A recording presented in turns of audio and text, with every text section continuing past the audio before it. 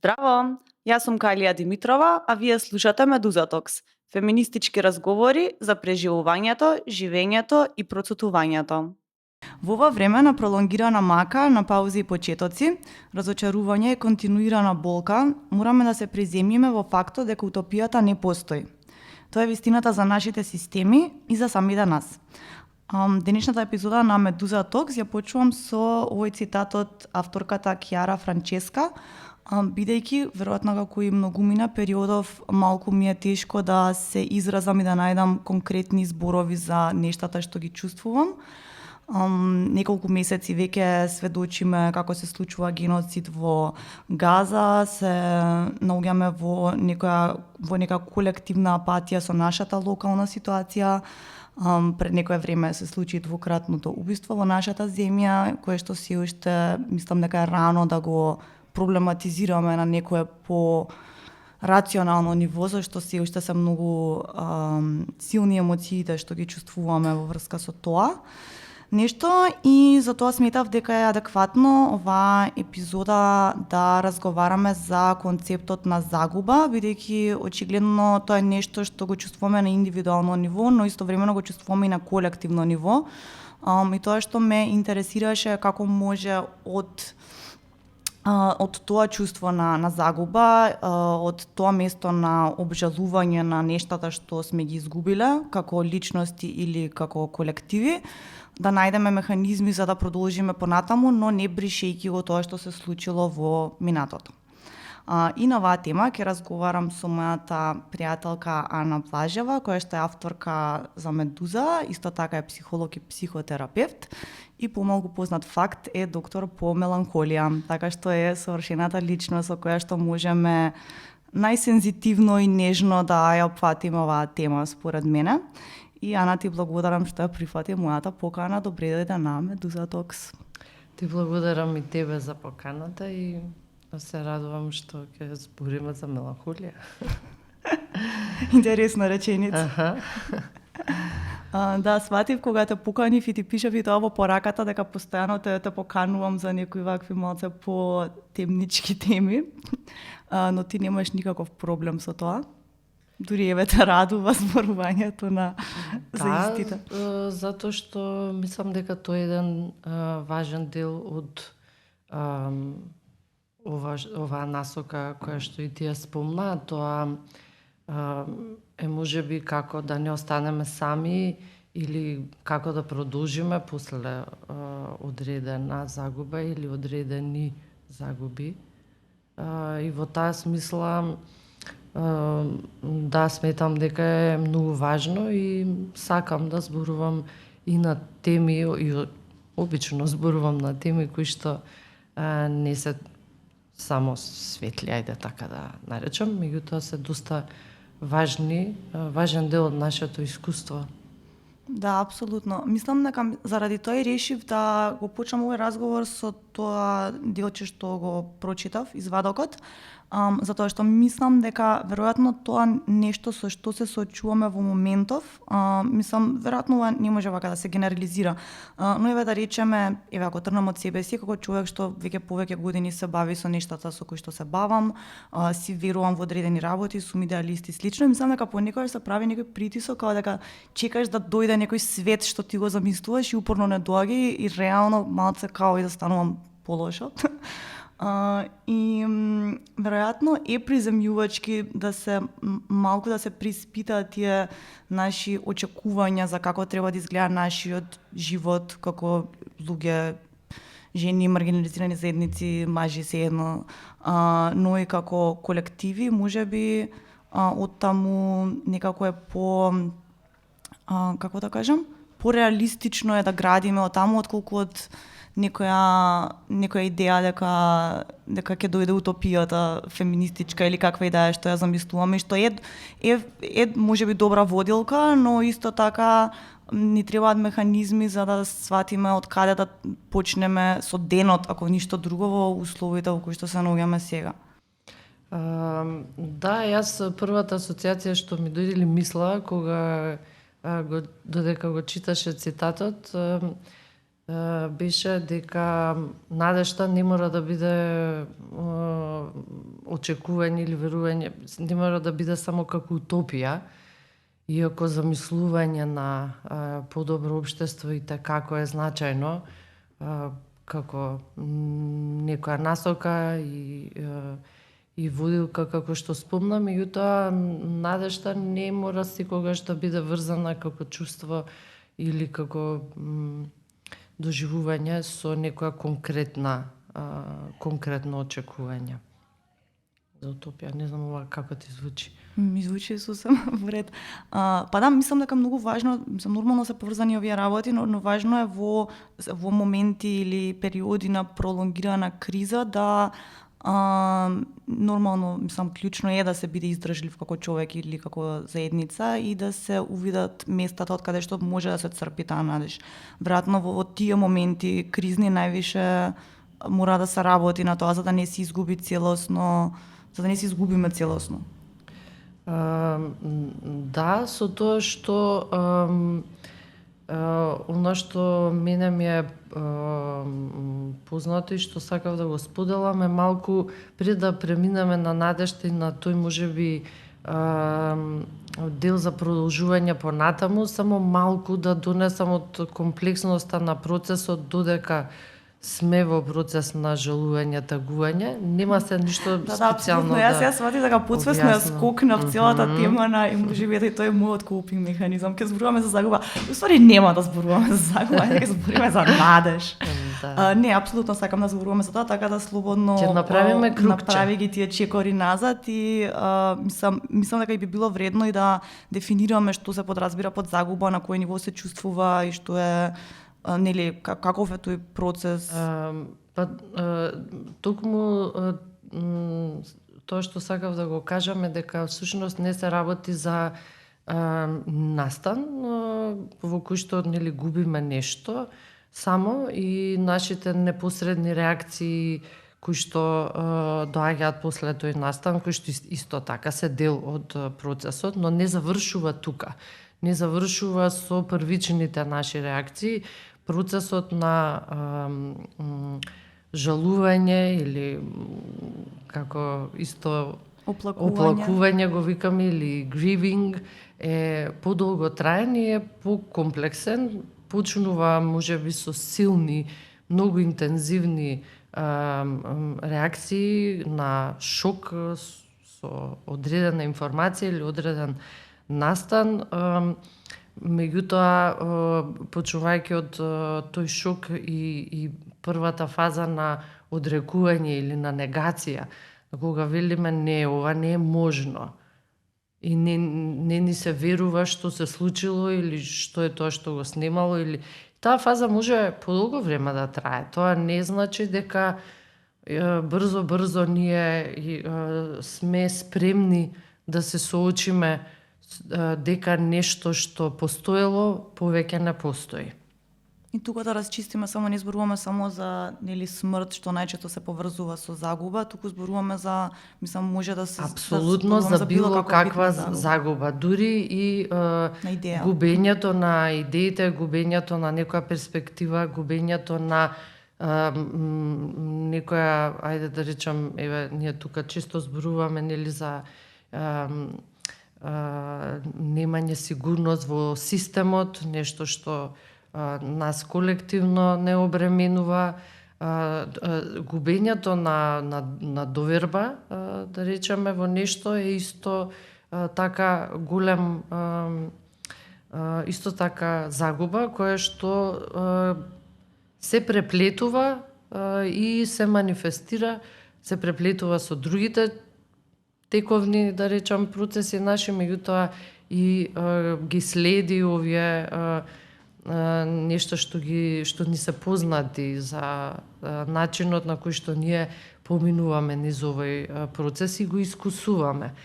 И сега, за да биде поблиско, не е само реченицата "не можам да верувам", ама таа реченица често ја користиме кога се подсетуваме на тоа што го нема.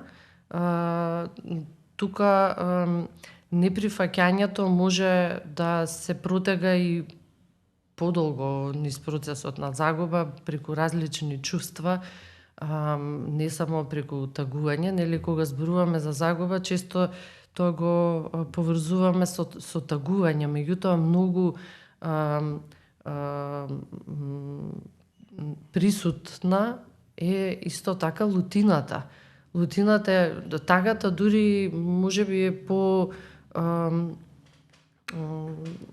повеќе застапена во целиот процес и изразена на различни начини, а може да биде многу лесно и маскирана од лутината, бидејќи лутината и како е заедно со тагата се главните, клучни, да речам, афекти кои што се пројавуваат во овој процес. И јас сакав малце повеќе за лутината сега да кажам, бидејќи тоа го чувствувам во моментов, во нашето поле, колективно. Го спомна случајот со убиството, но исто така и во однос на другиве колективни загуби кои што ги живееме. Лутината можеме да ја видиме и нели сега преку гневот кој што се пројавува и луѓето кои што бараат секаков начин на освета, да речеме, во ситуацијава, тоа исто така јас го гледам и го доживувам како дел од таа фаза на неприфаќање. Ние кога не сакаме да прифатиме дека нешто сме го изгубиле, тоа ја активира лутината и ние сакаме да направиме се што може само за да се постигне некаков баланс. Односно да има некое помирување кое што во тој момент е невозможно. Тоа сакам да го кажам, дека невозможно е ние да постигнеме адекватно изедначување или помирување со тоа што го нема, особено во тој некој прв период на соочување со загубата. Ова ми е важно да го кажам затоа што колку сме ние свесни за тоа каде се лутината може да не одведе, е подобро и поадекватно да знаеме и како да ја насочиме и што да правиме. Лутината и така е легитимна да ја осеќаме бидејќи сме изгубиле нешто што ни е важно, нешто што ни е вредно, и тоа е ситуација на нефер, на нешто што ни е одземено, и нормално е да бараме вина, да обвинуваме и да сакаме да ја поправиме ситуацијата, односно да ја вратиме како што било на почетокот или да направиме се за макар некакво чувство на правда, ајде така да кажам, да се случи. Или смисла, можеби. Далеко е смислата во моментот кога е лутината, повеќе мислам дека зборуваме за некаква потреба да се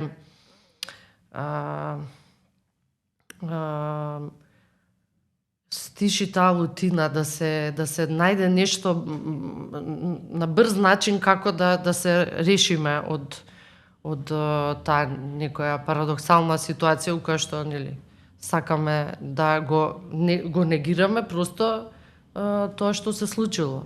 А дали можеби, имам подпрашање во оваа насока, размислував утрово за тие некои разлики што можеби постојат, а можеби не постојат, не знам, помеѓу таа некое интимно и многу индивидуално чувство на загуба кога ќе изгубиш де факто човек што бил дел од твојот најинтимен круг, наспроти тоа чувство на колективна загуба што не можеш многу да го лоцираш јасно. И дали можеби ова што сега го осведочиме, тоа што баш го спомнат тие некои апели за повеќе насилство, не знам, враќање на смртна казна, што и да е, наспроти тоа дека ние де факто не обжаливме како што треба, како општество, мислам, немавме ден на жалост.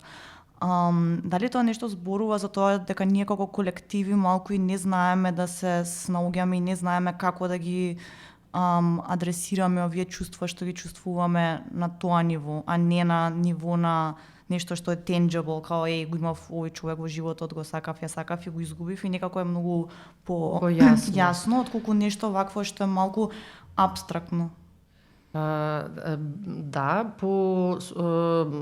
поабстрактно е кога се сочуваме со колективна травма и затоа е многу важно тогаш да имаме заеднички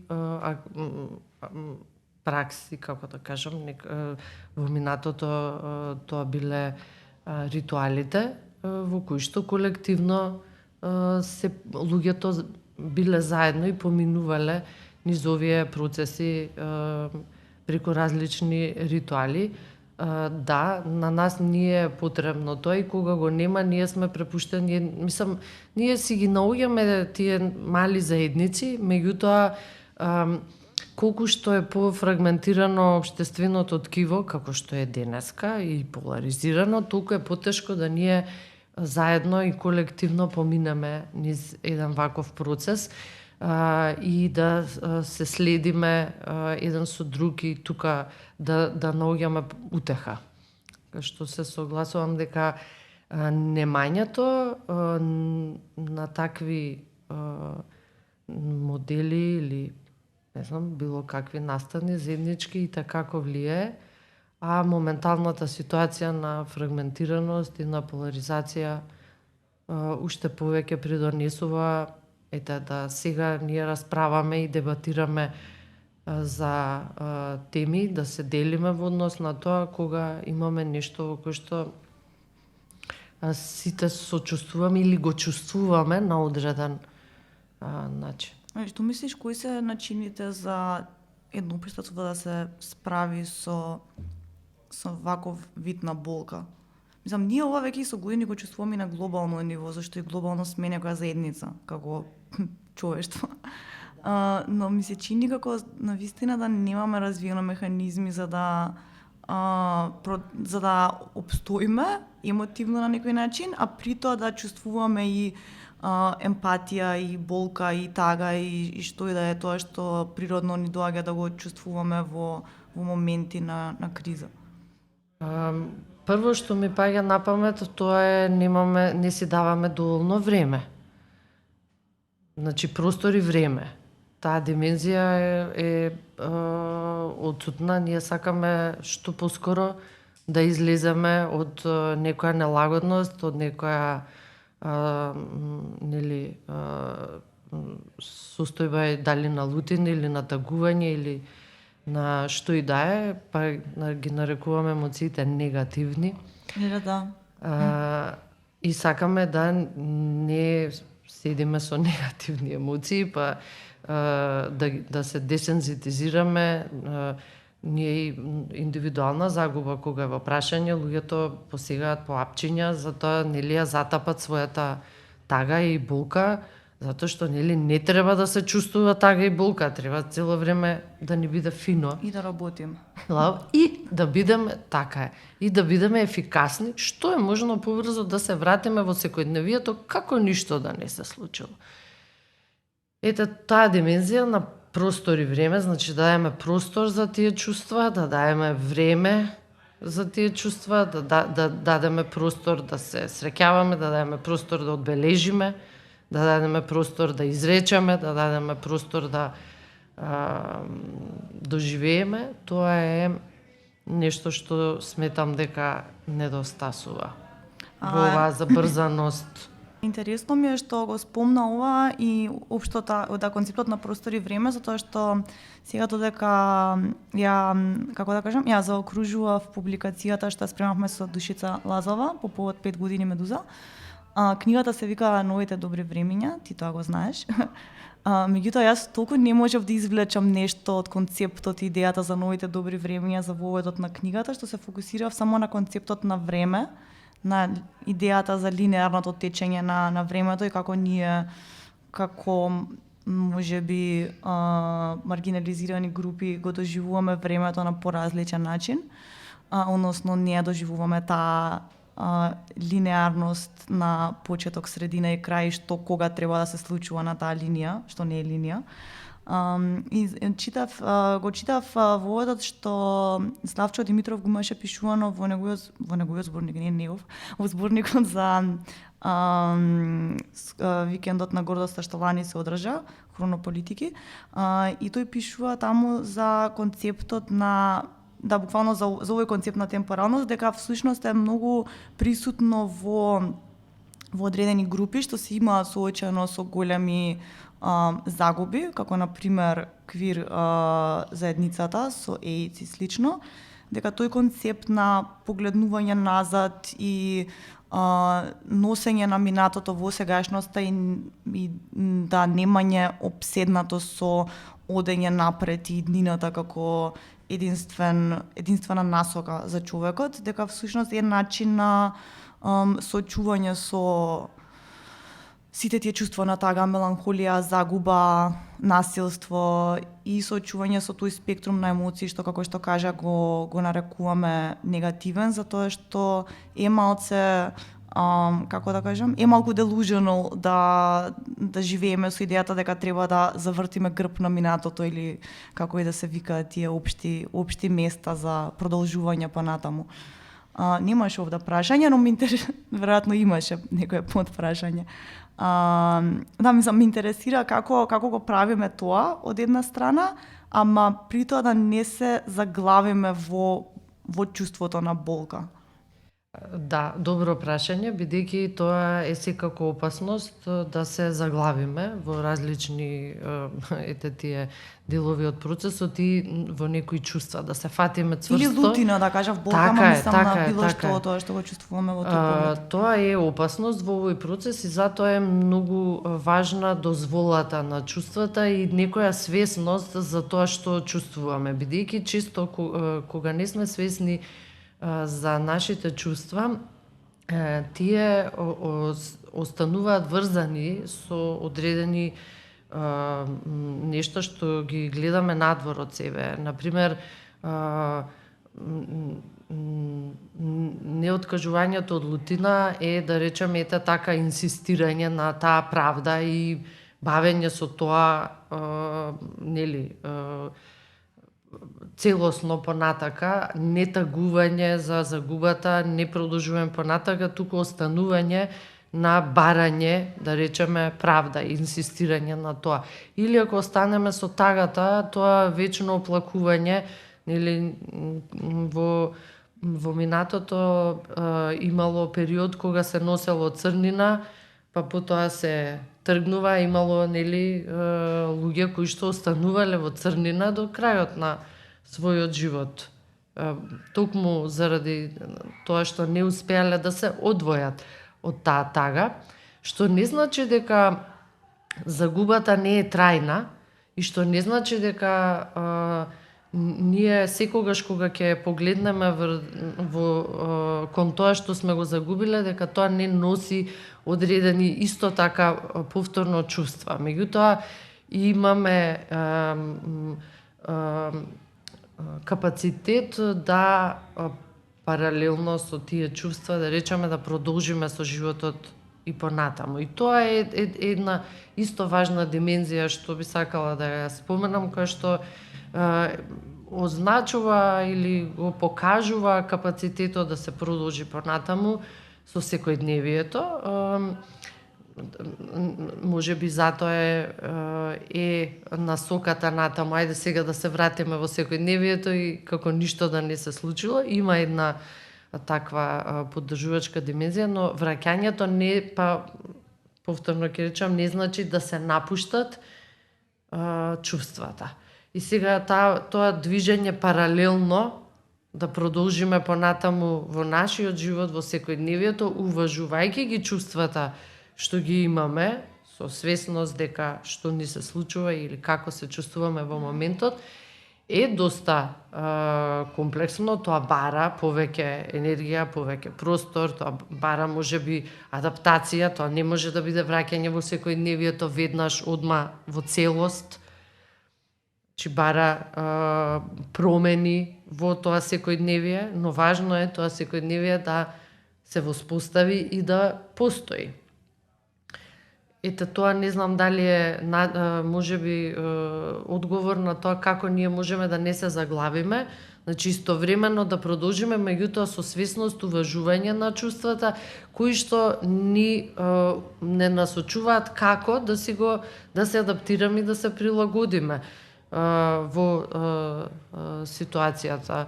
зависно од нели како се чувствувам, имам енергија, можеби од лутината повеќе и ќе правам повеќе работи кои што имаат смисла за мене тогаш, или тагувам и немам енергија дента или во тој период и ги намалувам нештата кои што ги очекувам од себе си или ги правам во тој период. И на тој начин тие нешта се Ами тоа мислам дека можеби тоа некое заглавување во одредени емоции се случува и заради тоа што нели тоа инсистирање на издржливост мора да има некој рок на не рок на траење, него мора да има плафон за тоа што има одредено ниво на нешта што можеш нели да ги издржиш како тело, како душа, како и да е. И после тоа да едноставно телото ти кажува дека реагираш на нешта што не можеш да ги спроцесираш, бидејќи се или бидејќи да се или премногу неправедни или пречесто се соочуваш со траума. Да, тогаш више не е загуба, тогаш веќе е траума, тоа е веќе друга тема. Ситуација и друга тема, да. Но во принцип ние немаме проблем да процесираме било какво чувство. Ние чувствата затоа и постојат, затоа што се дел од нас и ни помагаат да ги процесираме, да ја процесираме и да одговориме на реалноста. Така што поголем проблем е кога не ги процесираме чувствата за нас.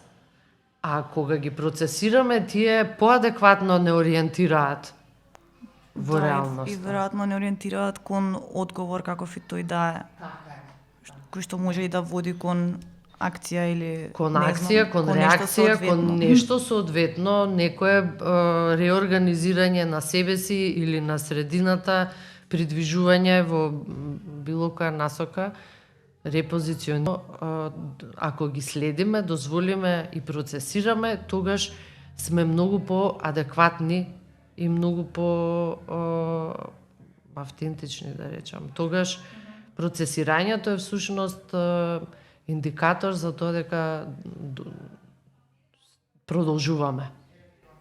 Мислам дека две подпрашања од овде и не знам со кое пологично да почнам, најде со едно друго, што и тоа така мислам дека е поврзано со концепт на заглавување во нештото. А тоа е едно нешто што гледаме дека се случува и не знам дали е поврзано со нарцисоидноста во која што живееме како колектив.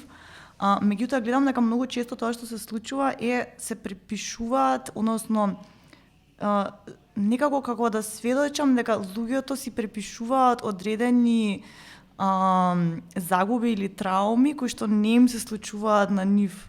Не знам како дали добро се изразувам и ме интересира кој е начинот да се развие емпатија кон одредени не знам ситуации, судбини, што и да е.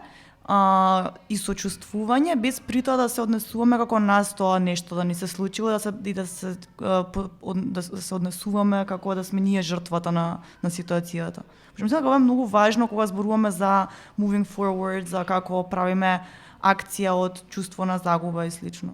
Така е, мислам дека ако добро разбирам се работи за таа идентификација со некој што поминува или изложен на одредена травма.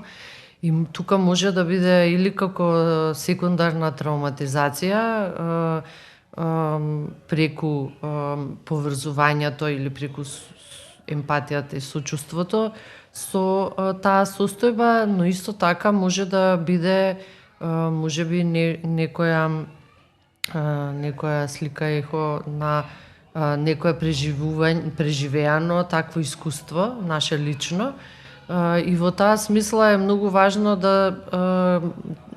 да користиме одвојување на тоа што е наше, а што е на другиот, односно некоја поголема можеби јаснотија за границите и кое што ни помага всушност не на одвојува, не ни ја намалува емпатијата, туку ни помага да ја користиме нашата реална позиција во тоа што во таа дадена ситуација ние би можеле да направиме. И со самото тоа не ориентира и не одглавува, затоа што тогаш не остануваме поврзани само со страдањето, туку гледаме во страдањето преку можностите да направиме нешто сега.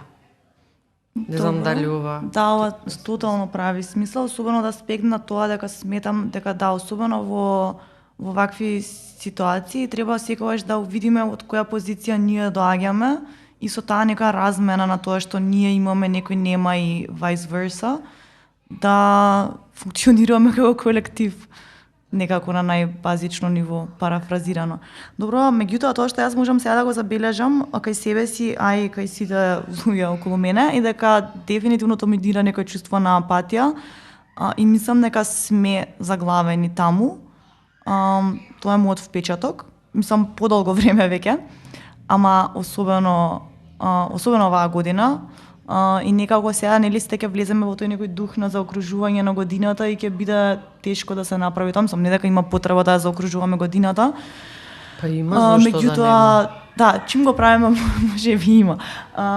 Но прашањето може би за крај, за и ние да се одглавиме од темата, ми е да како се придвижуваме понатаму од тоа чувство на апатија, што според мене е некако најјезивото чувство во кое што може да заглавиш. Мислам дека е во ред, имаш пролонгирано чувство на тага, лутина и се што спомнавме на спектрумот на поднаводници негативните емоции.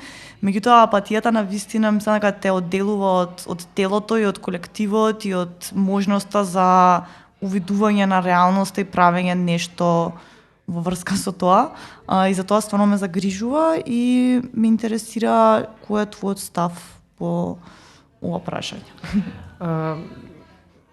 Би И рекла твоето дека знаење, не само твојот став. да, би рекла дека да се одглавиме е суштински важно, да се придвижиме, тоа значи да дозволиме да испроцесираме, бидејќи емоциите не се феномен кој што може да не заглави. Емоциите, напротив, тие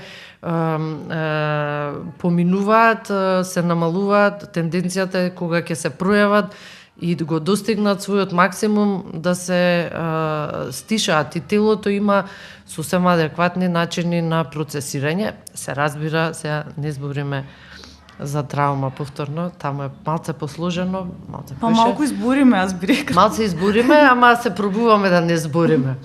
Да држиме до загуба и дека ние уствари имаме капацитет, се разбира, да излеземе од загубата во еден да речам така здрав однос, да не заврши загубата како меланхолија, бидејќи тогаш би било нели некоја друга ситуација. А тоа е да кога ќе се навраќаме на загубата, да правиме одвојување и обележување. Значи ние имаме и историја и колективна меморија и сеќавања, затоа поставуваме споменици, затоа поставуваме датуми на кои што се навраќаме и ги одбележуваме нештата. Значи го продолжуваме сеќавањето на она кое што сме го загубиле. И на кој што на тој начин остануваме поврзани со нештото што сме го загубиле, меѓутоа тоа не спречува да продолжиме понатаму во она што останало за нас или во тоа што ние го правиме во сегашноста. Така што за окружувањето преку градење на тие спомени, преку одвојувањето од тоа што се случило во минатото и она што го правиме во име на таа загуба денес, е на некој начин едно од многуте заокружувања што ги правиме кога се навраќаме. Сега пак ова е нели игра малку со времето и со загубата. Загубата е трајна, значи да не се лажеме, немаме ние заокружување на загубата и готово после тоа сме Нови луѓе. Така не е. Иако се инсистира на тоа реално. Но невозможно е. Тоа е просто невозможно. Ние сме нови луѓе после секоја загуба, нови во смисла со искуство на таква загуба, на таа конкретна загуба. И тоа не прави да бидеме послаби, туку напротив, не, и целото тоа искуство на некој начин не збогатува и во човечка смисла. Меѓутоа, за окружувањето на еден процес на тагување е практично преку спомените и преку продолжувањето на споменот за тоа што сме го загубиле. Сите варијанти на чествување, тоа многу политички Чествување. Па не, мислам дека е важно, особено за тоа што за многу колективи не им се дала таа можност да Така се е. продолжи, мислам да се донесе на споменот на загубата. Да. Односно, нели, се соочуваме со многу често, за жал, избришана историја на загуба. Секакво обележување и секакво споменување и правење на споменици, сеќавања е еден начин на заокружување и еден начин на одвојување на загубата од нас самите. Затоа што тоа е всушност најважниот дел кој што потоа ни помага да го интегрираме искуството на загуба на еден поинаков начин во нашиот живот потоа. Добро, мислам дека е многу, како да кажам, интересно што додека зборуваме на оваа тема, паралелно почна да се случува детски роден ден, што можеби веќе се слуша во позадина во форма на џагор. И Еден некако друг вид на славење. Да, се случува интересен Насекавање. клеш на На раѓањето. на кругот на животот, да. Така е. Добро, Ана, јас повеќе немам прашања. Драго ми е што на почетокот ја го пробав да ја избегнам темата за која што те поканив да разговараме, тоа сепак се случи. И мислам дека опфативме некои точки кои што понекогаш сакаме да ги избегнеме и да им свртиме грб, но е клучно да ги интегрираме за да можеме да живееме како, да кажам, цели, како што кажа ти.